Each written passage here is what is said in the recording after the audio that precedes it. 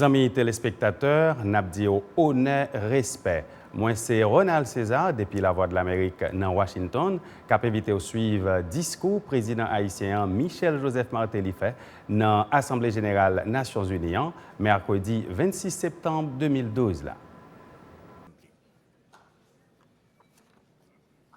Président.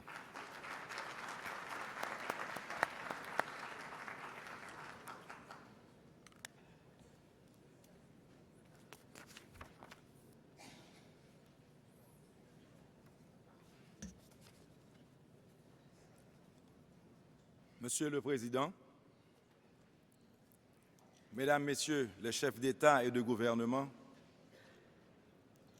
distinguée assistance, je viens ici, Monsieur le Président de l'Assemblée générale, je viens ici, à cette 67e Assemblée générale des Nations unies, apporter, au nom du peuple haïtien, ma contribution au débat qui réunit aujourd'hui les représentants de tous les peuples du monde. Votre élection comme président de l'Assemblée est pour moi un message clair, celui que les petits États membres des Nations unies peuvent y jouer un grand rôle, apporter leur contribution à la paix, même dans un contexte mondial de morosité économique. Je voudrais, au nom de la délégation haïtienne, vous féliciter d'avoir suscité, encouragé ce débat qui, malheureusement, concerne nombre de membres de la grande famille des Nations unies. Permettez-moi aussi de rendre un hommage bien mérité à M. Ban Ki-moon, secrétaire général de l'organisation, pour le dynamisme, la sagesse, le discernement, la vision et le courage dont il fait montre plus d'une fois dans la gestion de situations internationales d'une extrême délicatesse. Qu'il soit également remercié de l'attention particulière qu'il accorde à Haïti, mon pays. Monsieur le Président, dans les intentions comme dans les faits, depuis mon accession au pouvoir, l'Haïti que je chéris essaie, avec des hauts, avec des bas, des succès sûrement, des faux pas parfois. L'Haïti que je chéris essaie d'émerger. Je m'y emploie hardiment, courageusement. Je peux le prétendre, l'impulsion est donnée et je ne doute pas que nous pourrons en voir les résultats d'ici quelques mois, d'ici quelques années. Comment pourrait-il en être autrement? Car l'Haïti d'aujourd'hui, celle que j'ai pour mission de servir, a compris que tant qu'entre nous dureront les chicanes, tant qu'il y aura frustration, misère, sous-développement et inégalité, le monde en général, Haïti en particulier, ne sera jamais à l'abri de troubles et de disputes. Tant que les choses iront mal au cœur des nations, elles seront tentées de se tourner vers leurs voisins et de leur chercher querelle. Les exemples n'ont pas manqué tout au long de l'histoire du monde, tout au long des siècles. C'est pour cela que nous disons aujourd'hui que s'il est opportun de rechercher des solutions pacifiques aux différends internationaux, il est peut-être plus judicieux de chercher à les prévenir. Et je répète, s'il est opportun de rechercher des solutions pacifiques aux différends internationaux, il est peut-être plus judicieux de chercher à les prévenir.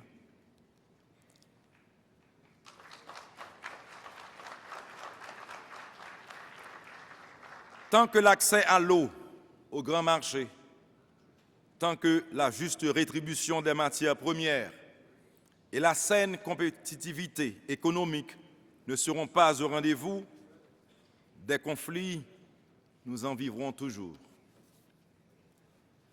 Tant que toute nation unie, nous ne conjuguerons pas nos efforts pour que l'accès à la santé, l'accès au travail, le respect des différences deviennent réalité, nous continuerons d'être confrontés à des conflits et réduits à rechercher péniblement des solutions pacifiques. Monsieur le Président, la parité des genres dont nous nous sommes faits les champions, la démocratie que nous prônons, le traitement égal devant la loi qu'au quotidien nous tâchons de faire appliquer, le respect de l'environnement qui s'inscrit dans notre programme de gouvernement, voilà, à mon sens, des paramètres qui préviennent les mouvements migratoires incontrôlés, les changements climatiques, les guerres inutiles, les massacres à relents religieux, les conflits ethniques, le terrorisme. Dans notre quête commune d'harmonie dans un monde aux cultures différentes et aux religions diverses, nous devrons permettre à des rêves nationaux d'émerger. Des rêves qui peuvent se résumer à offrir la possibilité à chaque homme et à chaque femme, quelle que soit leur couleur, leur religion ou leur tendance politique, de vivre en paix et d'élever leur progéniture dans la dignité. L'Haïti de Toussaint Louverture, voilà plus de 2 siècles, l'avait déjà compris. Mais ces rêves nationaux verront-ils le jour si les engagements pris en vue d'accompagner le développement des pays comme le nôtre ne sont pas suivis des faits? Si préjugés et suspicions de toutes sortes à l'encontre des moins nantis gardent encore la tête dure. Pour prévenir ces différends, il nous faut sur les autres un autre regard. Un regard purifié, j'allais dire, à la fontaine de Siloé. L'Haïti qui souffre l'appel de ses voeux. Monsieur le Président, à la veille de la présidence d'Haïti à la tête de la CARICOM, je répète qu'avec bonne foi et bonne volonté, les choses peuvent changer, car nos destins, de quelque bord que nous puissions être, sont intimement liés. Dans un monde où la tendance globale est la constitution de grands blocs économiques et sociaux, les grands ne pourront demeurer grands que s'ils savent transformer la pluralité des enfants de la planète en une seule et grande famille sociale et économique, respectueuse des traditions culturelles et religieuses des uns et des autres, sans exclusion ni exclusive.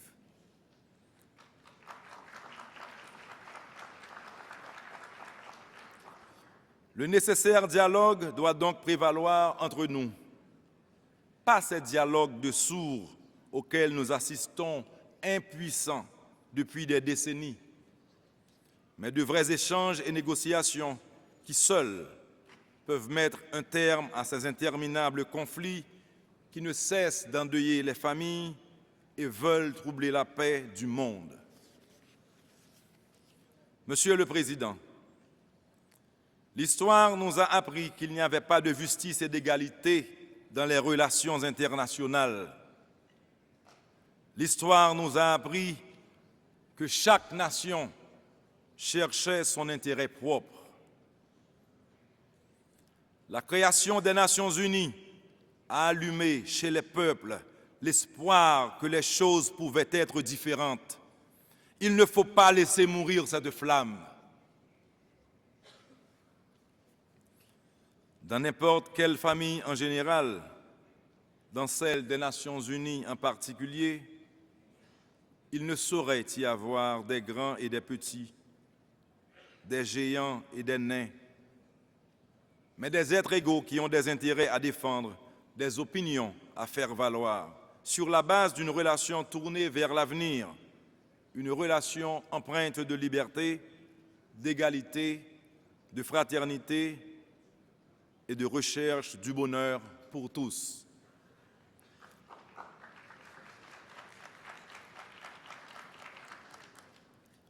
Mais qu'on ne s'y méprenne pas. L'espace idéal pour la paix dans le monde, pour la prospérité et la lutte contre la pauvreté reste le cadre démocratique. Haïti, sous mon leadership, l'a compris et s'y emploie activement, en renforçant les institutions locales réputées faibles ou jugées inopérantes. Haïti l'a compris. Elle a compris que seule la démocratie vécue peut apporter la stabilité. Cette condition préalable est indispensable à toute politique de développement. Monsieur le Président, qu'il me soit permis du haut de cette tribune de réitérer solennellement l'urgente nécessité qui nous incombe à tous de cesser de nous battre et d'œuvrer plutôt pour protéger ce bien commun qu'est notre planète, de travailler ensemble à la réduction et la gestion des risques et catastrophes qui endeuillent le monde, ruinent les économies et entravent le développement. À vous, mes pères, leaders du monde, je veux rappeler que nos populations respectives nous ont choisis et nous ont mandatés pour que nous leur construisions un monde meilleur, un monde où personne ne sera laissé pour compte, un monde où nos enfants pourront enfin grandir en paix. Et me viennent à l'idée ces mots de Victor Hugo prononcés au Congrès de la paix en 1847. Un jour viendra où il n'y aura d'autres champs de bataille que les marchés s'ouvrant au commerce et les esprits s'ouvrant aux idées.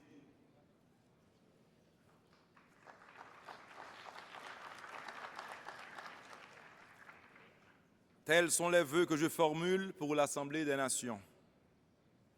Puisse, bon Dieu, grand maître là, nous bénir et nous éclairer.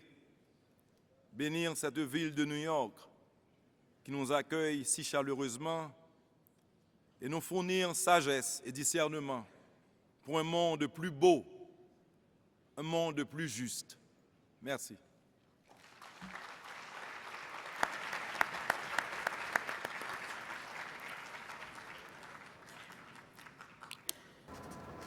Amis téléspectateurs, La Voix de l'Amérique soit présentée au discours président haïtien Michel Joseph Martelly fait dans l'ONU mercredi 26 septembre 2012. Restez branchés parce que dans quelques minutes, nous pourrons présenter un programme spécial à côté nous pourrons faire analyse et commentaires avec 3 invités que La Voix de l'Amérique gagne pour parler de discours président Martelly dans l'ONU avec situation dans le pays d'Haïti.